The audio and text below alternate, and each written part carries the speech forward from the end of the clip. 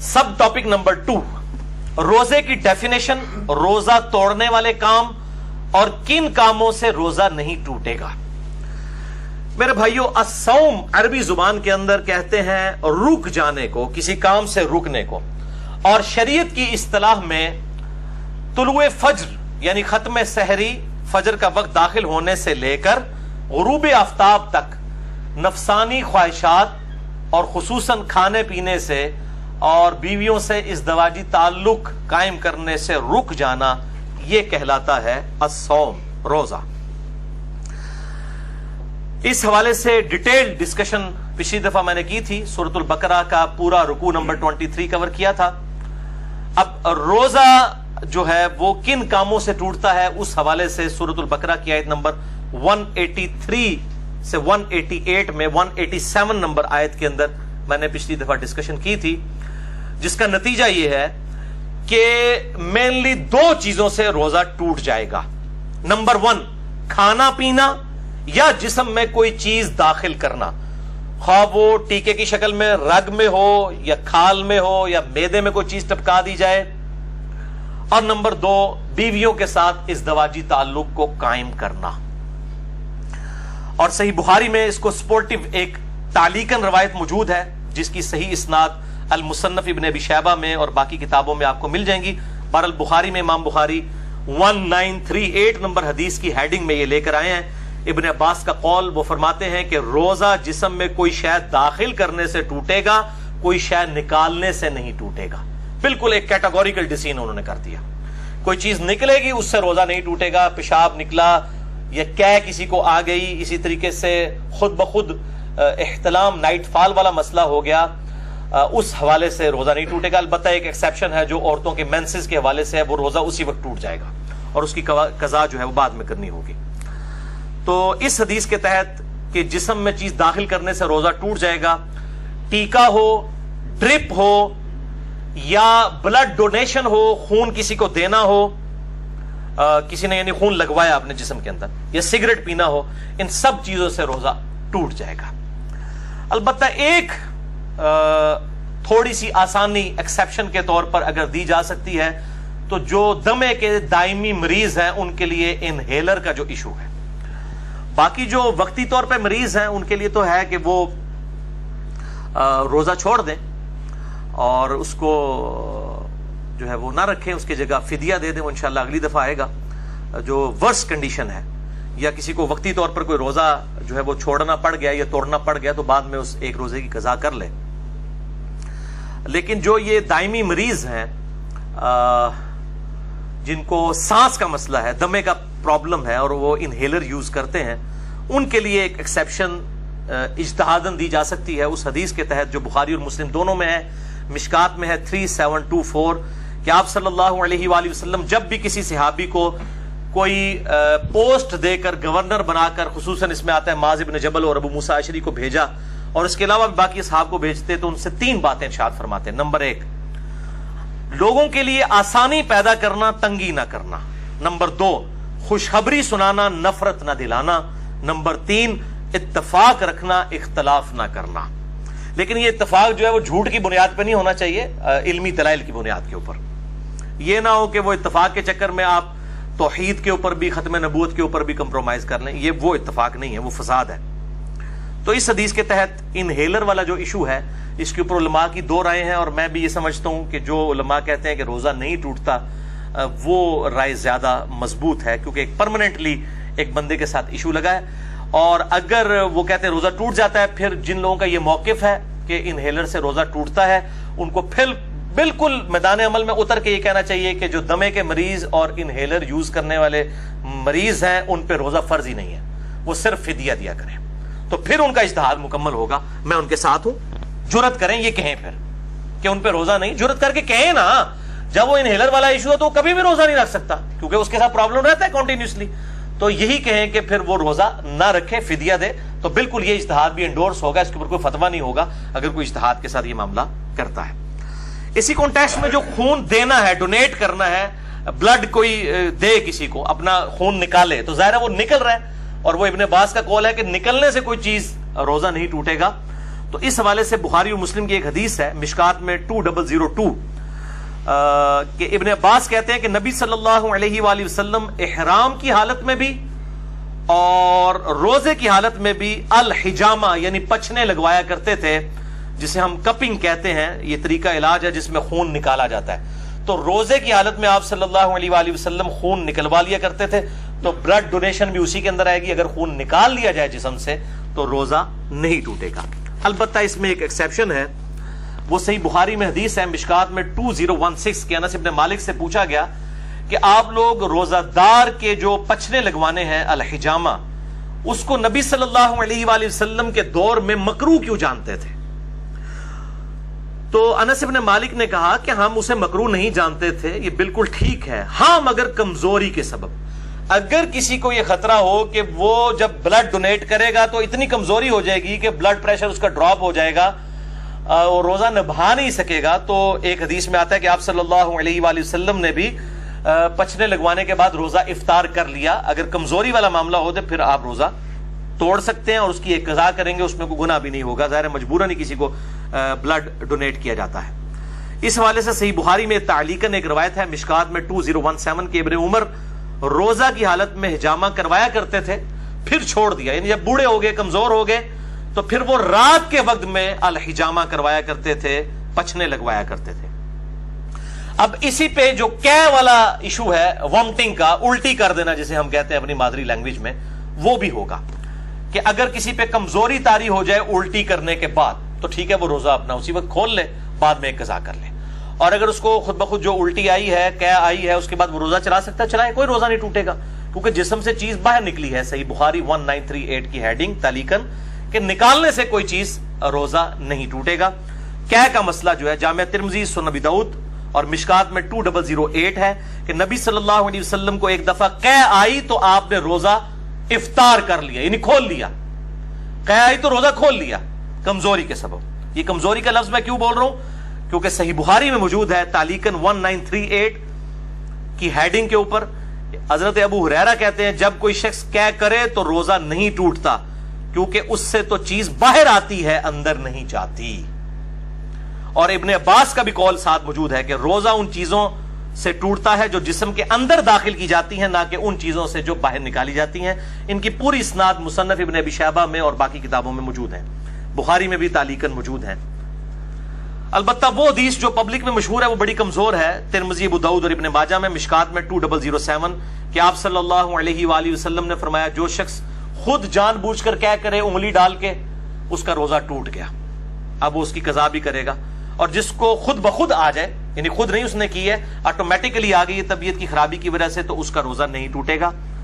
یہ حدیث جو ہے اس کو امام ترمذی نے کہا یہ ضعیف ہے، اور انہوں نے کہا میرے استاد امام بخاری بھی اسے ضعیف کہتے تھے. امام ترمذی نے ساتھ لکھا اس میں حشام بن حسان مدلس ہیں اور ان سے روایت کر رہے ہیں، سما کی تصریح نہیں ہے. البتہ اس کو سپورٹیو ایک صحیح روایت موجود ہے موقوفاً ابن عمر رضی اللہ تعالیٰ عنہ سے. المصنف ابن ابی شیبہ میں انٹرنیشنل نمبر کے مطابق 9188 ابن عمر رضی اللہ تعالیٰ عنہ فرماتے ہیں جو شخص جان بوجھ کر کر دے، یعنی جان بوجھ کے انگلی ڈال کے، تو وہ شخص پھر اپنا روزہ افطار اسی وقت کر لے، اس کا روزہ ٹوٹ گیا. اور جس کو خود بخود آ جائے تو وہ اپنا روزہ کنٹینیو کر سکتا ہے.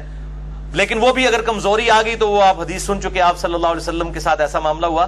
تو اگر کسی کو صبح ہی الٹی آ گئی ہے اور روزہ جو ہے وہ 15-16 گھنٹے کا، اس کو پتا پیٹ تو خالی ہو گیا، میرے تو بھوکنا کم ہو جائے گا، تو وہ کھول لے روزہ. پھر اس کو اجازت ہے والے کو کہ وہ روزہ نہ رکھے، اور اگر وہ چلانا چاہتا ہے تو چلائے، وہ روزہ شمار ہوگا. اسی طریقے سے بعض اوقات سحری کے بعد کھٹے ڈکار وغیرہ آ جاتے ہیں، تھوڑی سی الٹی گلے میں آئی، منہ میں آئی، پھر واپس چلی گئی، اس سے بھی روزہ نہیں ٹوٹے گا.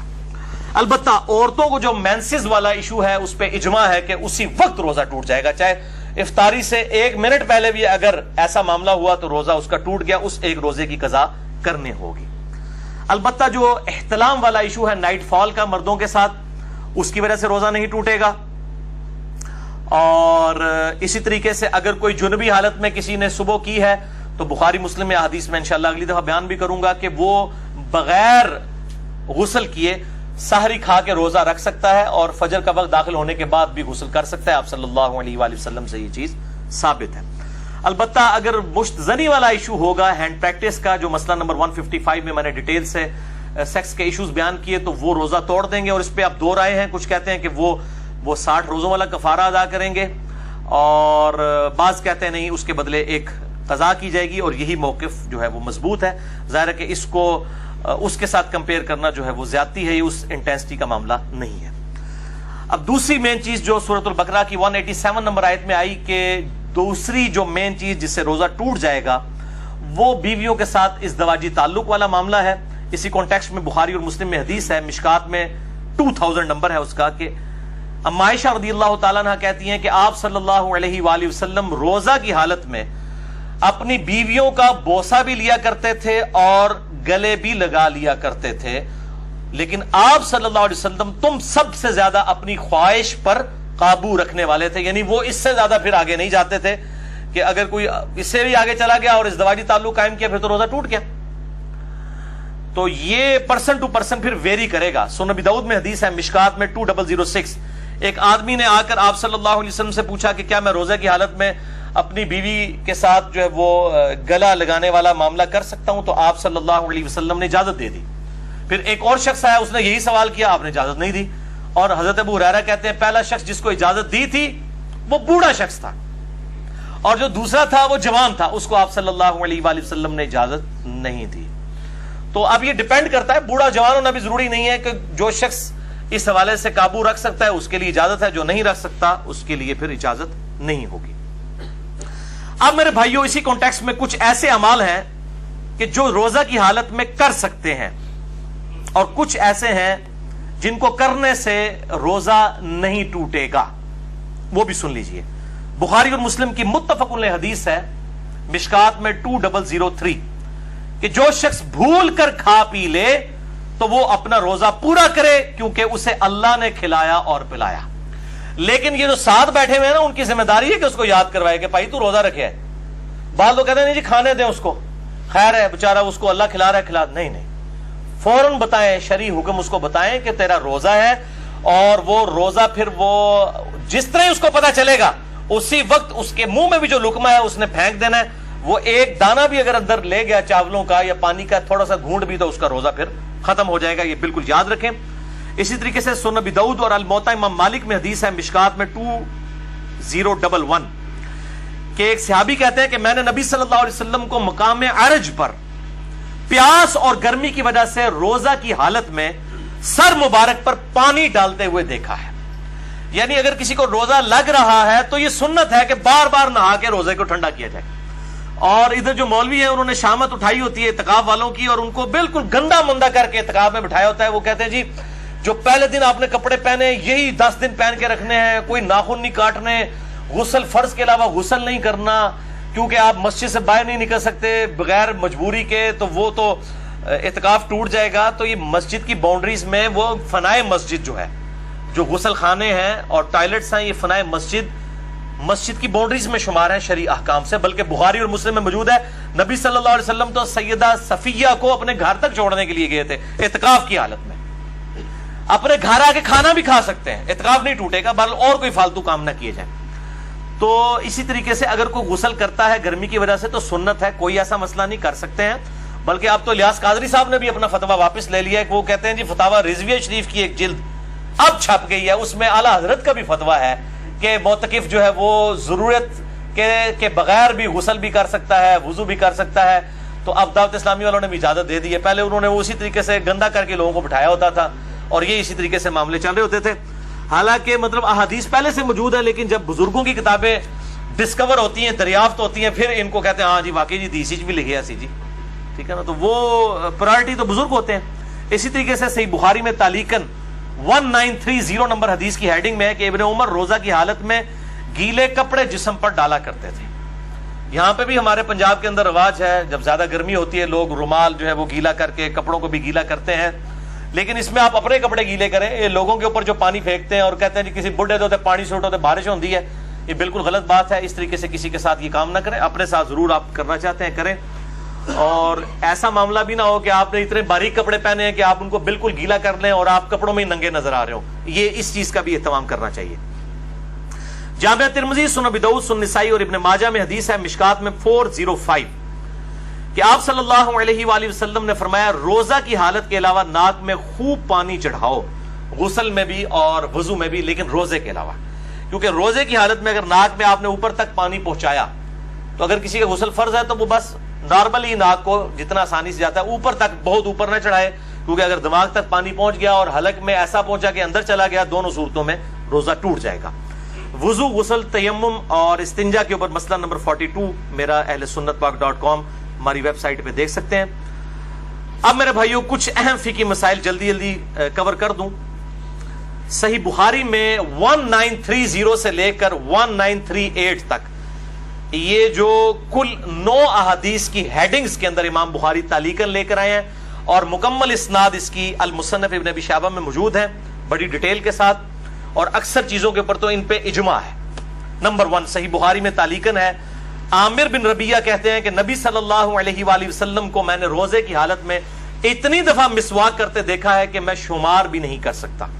تو روزہ دار مسواک بھی کر سکتا ہے، ٹوتھ برش بھی کر سکتا ہے، لیکن ٹوتھ پیسٹ سے اجتناب کرے، اس میں ٹیسٹ والا معاملہ ہے، اور اس کے ٹیسٹ کو مسواک کے اوپر قیاس نہ کرے۔ البتہ اگر کوئی ٹیسٹ والا معاملہ کر بھی لیتا ہے تو روزہ نہیں ٹوٹے گا، کیونکہ جب تک حلق سے نیچے نہیں جاتا روزہ ٹوٹے گا نہیں، بچنے میں عافیت ہے۔ صحیح بخاری میں تعلیقاً ابن مسعود کا قول ہے کہ روزہ دار کنگھی اور تیل بھی لگا سکتا ہے بالوں میں۔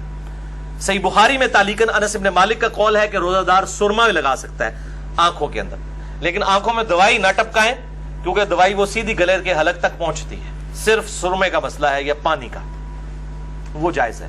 صحیح بخاری میں تعلیقاً ابن عباس کا قول ہے کہ روزہ دار ہنڈیا کا ذائقہ بھی چکھ سکتا ہے۔ چکھنے اور کھانے میں فرق ہے، چکھنا جو ہے وہ زبان کی نوک کے اوپر ہوتا ہے، یعنی نمک مرچ کو چکھ کے پھر تھوک دے۔ صحیح بخاری میں تعلیقاً حسن بصری تابعی کا قول ہے کہ اگر حلق میں خود بخود مکھی چلی جائے کسی کے تو روزہ نہیں ٹوٹے گا۔ صحیح بخاری میں تعلیقاً عطا بن ابی رباح کا قول ہے کہ اگر کلی کر کے پانی ایک دفعہ گرا دیا جائے، اس کے بعد جو تھوک میں نمی ہے حلق سے نیچے چلی جائے تو وہ روزہ نہیں توڑے گی، اور یہ مشکات میں 2018 پہ موجود ہے۔ بعض لوگ اتنے وہمی ہوتے ہیں، وہ جناب وضو کرنے کے بعد 10 دفعہ 20 دفعہ تھوکتے رہتے ہیں، ایک دفعہ تھوک دیا اس کے بعد جو نمی ہے وہ اندر چلی گئی، اس کی وجہ سے روزہ نہیں ٹوٹے گا۔ اللہ تعالیٰ نے لا یکلف اللہ نفسا الا وسعها، اور اس حوالے سے یہ جو شیطان کی پیروی ہے جو یہ بار بار جو لوگ اس حوالے سے کام کرتے ہیں۔ اب آخری ٹاپک نمبر 3 ہے، انشاءاللہ 5-7 منٹ میں کنکلوڈ ہوگا، باقی اگلے 5 ٹاپک اگلے ہفتے ڈسکس کریں گے، اور یہ ٹاپک نمبر 3 ہے روزوں کی قضا اور کفارے سے متعلق۔ بھائیو 2 اصطلاحات ٹرمنالوجیز کو سمجھ لیجئے۔ نمبر 1 قضا، یعنی چھوڑے ہوئے روزے کے بدلے میں ایک روزہ رکھنا۔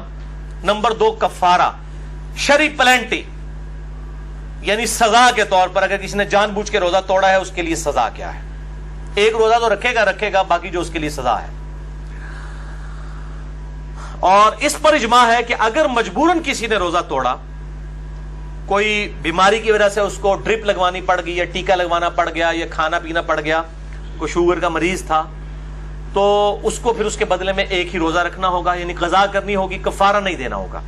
اسی طریقے سے عورتوں کے ساتھ حیض والا مینسز والا ایشو ہوا، اس کے بدلے ایک ہی روزہ رکھیں گی۔ بخاری اور مسلم کی متفق علیہ حدیث ہے مشکات میں 2032۔ اما عائشہ کہتی ہیں نبی صلی اللہ علیہ وسلم ہم عورتوں کو حیض کی حالت میں چھوڑے ہوئے روزوں کی قضا کا حکم دیتے تھے اور نمازوں کی قضا کا حکم نہیں دیتے تھے۔ تو روزوں کی قضا ان دنوں میں جو روزے چھوٹے ان کی قضا کرنی ہوگی، اور میں نے بتایا کہ افطار سے 1 منٹ پہلے بھی اگر کسی کے ساتھ ایسا معاملہ ہو گیا تو وہ روزہ اس کا وہ والا ٹوٹ جائے گا آٹومیٹیکلی، لوگ پوچھ رہے ہوتے ہیں، اور وہ ایک روزے کی قضا بعد میں کرے گی۔ اور اس قضا کے معاملے میں یہ لوگ کہتے ہیں نہیں جی وہ گرمیوں کے روزے گرمیوں میں ہی قضا کریں اور جناب اگلے سال سے پہلے قضا کر لیں، ایسی کوئی شرط نہیں ہے اسلام میں۔ اگر کوئی شخص گرمیوں میں چھوٹے ہوئے روزوں کی قضا سردیوں میں بھی جا کے کر لے، لا یکلف اللہ نفسا الا وسعها، اور اس کی دلیل میں بخاری اور مسلم کی حدیث مشکات میں 2030۔ اما عائشہ کہتی ہیں کہ جب مجھ پر رمضان کے روزوں کی قضا ہوتی تو میں صرف شعبان میں وہ روزے قضا کیا کرتی تھی، اور راوی یحییٰ بن سعید کہتے ہیں آپ صلی اللہ علیہ وآلہ وسلم کی مشغولیت کی وجہ سے، یعنی ازدواجی تعلق کے اعتبار سے، چونکہ شعبان میں آپ صلی اللہ علیہ وسلم نفلی روزے رکھتے تھے تو اما عائشہ کو موقع مل جاتا تھا کہ وہ اپنے روزوں کی قضا کر لیں، کیونکہ بیوی جو ہے وہ خاوند کی اجازت کے بغیر نفلی روزہ نہیں رکھ سکتی. وہ حدیث ہے اگلی صحیح مسلم کی، مشکات میں ہے 2031. آپ صلی اللہ علیہ وآلہ وسلم نے فرمایا کسی عورت کے لیے اپنے خاوند کی اجازت کے بغیر نفلی روزہ رکھنا جائز نہیں، اور نہ اس کی اجازت کے بغیر گھر میں کسی کو آنے کی اجازت دینا. یعنی کوئی بیوی کے جی میرا رشتہ دار ہے، خاوند کی اجازت کے بغیر نہیں، اور نفلی روزہ نہیں رکھے گی. اس سے یہ بات پتہ چلی کہ یہ جو پبلک میں مشہور ہے کہ میاں بیوی صرف رات کے وقت ازدواجی تعلق قائم کر سکتے ہیں، یہ بالکل باطل ہے. اما عائشہ تو کہہ رہی ہے کہ میں روزہ بھی نہیں رکھ سکتی تھی آپ صلی اللہ علیہ وسلم کی مشغولیت کی وجہ سے. تو دن کے وقت بھی ازدواجی تعلق قائم کرنا نہ صرف جائز بلکہ سنت مبارکہ ہے بخاری اور مسلم کے کانٹیکسٹ میں. اب دوسری صورتحال کہ کوئی جان بوجھ کر روزہ توڑ دے، ایسی صورت میں قضاء کے ساتھ کفارہ بھی ہوگا. اس کانٹیکسٹ میں بڑی مشہور حدیث ہے بخاری اور مسلم کی، مشکات میں 2004. ایک آدمی حضور صلی اللہ علیہ وآلہ وسلم کے پاس حاضر ہوا کہ یا رسول اللہ صلی اللہ علیہ وسلم میں مارا گیا، میں نے روزے کی حالت میں اپنی بیوی کے ساتھ ازدواجی تعلق قائم کر لیا، روزہ میرا ٹوٹ گیا، میں کیا کروں؟ آپ نے فرمایا کہ کیا تیرے پاس کوئی غلام ہے کہ اسے آزاد کرے؟ یہ پہلا آپشن ہے، اور ترتیب بھی یہی ہوگی، یہ آپشنل نہیں ہے 3 میں سے 1 بلکہ یہی ترتیب ہوگی. میں نے کہا یا رسول اللہ نہیں ہے. فرمایا کیا تو 2 ماہ کے مسلسل روزے رکھ سکتا ہے؟ عرض کیا نہیں یا رسول اللہ صلی اللہ علیہ وسلم 2 ماہ کے نہیں رکھ سکتا. ہم بھی نہیں ظاہر رکھ سکتے. فرمایا کیا تم 60 مساکین کو کھانا کھلا سکتے ہو؟ اس سے یہ بات پتہ چلی کہ 60 مساکین ایکویلنٹ ہوئے 60 روزوں کے، تو مسکین کو پھر 1 وقت کا ہی کھانا کھلایا جائے گا، 2 وقت کا نہیں. یہ لاجیکل آنسر ہے. تو اس نے عرض کیا نہیں، تو فرمایا تم بیٹھ جاؤ. اتنے میں کوئی شخص جو ہے وہ کھجوروں کا بھرا ہوا ٹوکرا آپ صلی اللہ علیہ وسلم کے پاس تحفتاً لے کے آیا. آپ صلی اللہ علیہ وآلہ وسلم نے وہ جو ٹوکرا تھا اس کی وجہ سے آپ نے فرمایا کہ وہ روزہ توڑنے والا کدھر گیا، اور اس کو بلا کے کہا یہ ٹوکرا تو لے جا اور اس ٹوکرے کو مدینے کے غرباء میں تقسیم کر دے تو روزے کا کفارہ ادا ہو جائے گا. تو وہ آگے سے کہنے لگ پڑا کہ اللہ کی قسم پورے مدینے میں مجھ سے بڑا غریب کوئی ہے ہی نہیں ہے، سب سے زیادہ غریب میں ہوں. تو آپ صلی اللہ علیہ وآلہ وسلم اتنا مسکرائے کہ آپ کی داڑھیں بھی ظاہر ہو گئیں، اور اس حدیث پہ مسکرانا بھی سنت ہے. اور آپ صلی اللہ علیہ وسلم نے فرمایا کہ جاؤ تم خود ہی کھا لو، تمہارے روزے کا کفارہ ادا ہو جائے گا. لیکن یہ خاص اس کے لیے، یہ نہیں ہے کہ جو بھی روزہ توڑے تو کہ جی انہیں ایڈیاں کھجورا لے آ کے میں آپ کھانا شروع کر دیں کفارہ ادا ہو جائے گا، یہ اس کے لیے خاص تھا. اور اس حدیث پہ امام بخاری نے انٹرنیشنل نمبر کے مطابق صحیح بخاری میں 1936 حدیث کی لی ہے، اور اس پہ اپنا فہم لکھا ہے، باب باندھا ہے کہ اگر کوئی روزے کی حالت میں بیویوں کے ساتھ ازدواجی تعلق قائم کر لے تو اس کا کفارہ کیا ہے. اس کو امام بخاری نے عام حکم نہیں لیا کہ کوئی بھی کھا پی کے بھی روزہ توڑ لے تو اس کا کفارہ بھی یہ ہے.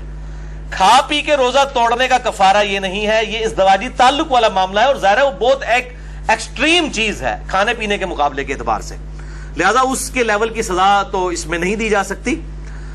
لہذا اسی طریقے سے جو ہینڈ پریکٹس والا ایشو ہے اس پہ بھی سزا نہیں اپلائی کی جا سکتی، وہ بہت ایکسٹریم معاملہ ہے جو ازدواجی تعلق کا ہے، اور اسی پہ ہی اجماع ہے کہ وہ پھر 60 روزوں والا معاملہ یہ 60 مساکین والا کرے گا. عموماً لوگ 60 مساکین والا ہی کرتے ہیں، اور یہ 60 مساکین والا دونوں کی طرف سے ہوگا، مرد کی طرف سے بھی عورت کی طرف سے بھی. یہ بعض اتنے بولے ہیں، یہ بھی پوچھ رہے ہوتے ہیں کہ جی ایک کی کھلا دیں، دو نہ توڑیا بھائی، ایک تو نہیں ٹوٹیا، دو نہ ٹوٹیا.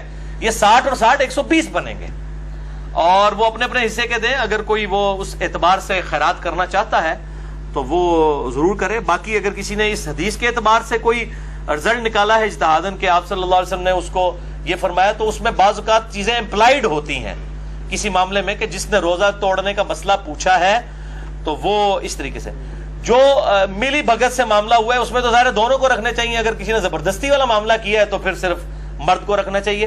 اور بہرحال اس حوالے سے اجتہاداً کوئی بھی ایشو اڈاپٹ کیا جا سکتا ہے. اب رہا کھا پی کے روزہ توڑنا، تو اس کے بارے میں ایک ضعیف روایت ملتی ہے، اور اس کو سپورٹیو ایک تابعی کا صحیح قول بھی ہے. پہلے ضعیف روایت سن لیں. یہ روایت جو ہے وہ مقطوع ہے، مرسل ہے، چھوٹا ہوا واسطہ ہے اس کا. المصنف ابن ابی شیبہ میں انٹرنیشنل نمبر کے مطابق 9774 سعید ابن مسیب تابعی کہتے ہیں کہ آپ صلی اللہ علیہ وآلہ وسلم کی خدمت میں ایک آدمی حاضر ہوا اور اس نے کہا یا رسول اللہ میں نے کھا پی کر روزہ افطار کر لیا ہے، توڑ دیا ہے. تو میں کیا کروں؟ تو فرمایا کہ صدقہ کر، اللہ سے استغفار کر، اور اس کے بدلے میں ایک روزہ رکھ لے. لیکن یہ روایت ضعیف ہے. البتہ اس کو سپورٹو ایک تابعی کا قول صحیح سند کے ساتھ المصنف ابن ابی شیبہ میں اسی سے 5 نمبر آگے ہے، 4 نمبر آگے. المصنف ابن ابی شیبہ میں 9778 سعید ابن جبیر تابعی رحمہ اللہ تعالی سے پوچھا گیا کہ جو رمضان کا روزہ جان بوجھ کر کھا پی کر توڑ لے تو کیا کرے؟ تو انہوں نے کہا کہ وہ توبہ اور استغفار کرے اور اس کے بدلے میں ایک روزہ رکھ لے. تو کھا پی کے معاملہ الگ ہے. البتہ احناف کا یہ موقف ہے، حنفیوں کا، کہ خواہ کھا پی کے توڑا جائے یا ازدواجی تعلق سے، دونوں 60 روزوں والا اور 60 مساکین اور غلام والا ایشو ہے. البتہ محدثین کی اکثریت کا یہی موقف ہے کہ کھا پی کے معاملہ الگ ہے، اور وہ بھی جو ہے وہ استغفار بھی اسی صورت میں ہے اگر کسی نے جان بوجھ کے کیا، اور اگر کسی نے مجبوراً بیماری کی وجہ سے کیا تو صرف ایک روزے کی قضا کر لے، اور اگر اس پر قادر نہیں ہے تو ایک جو ہے مسکین کو ایک وقت کا کھانا کھلا دے فدیے کے طور پہ. انشاءاللہ اگلی دفعہ 5 پوائنٹس ڈسکس کروں گا. اللہ تعالیٰ سے دعا ہے جو حق بات میں نے کہی اللہ تعالیٰ ہمارے دلوں میں راسخ فرمائے. اگر جس بات میں میرے منہ سے کوئی غلط بات نکل گئی تو اللہ تعالیٰ ہمارے دلوں سے محو کر دے. ہمیں کتاب و سنت کی تعلیمات پر عمل کر کے دوسرے بھائیوں تک پہنچانے کی توفیق عطا فرمائے. سبحانک اللہم و بحمدک، اشہد ان لا الہ الا انت، استغفرک و اتوب الیک، وما علینا الا البلاغ المبین. جزاکم اللہ.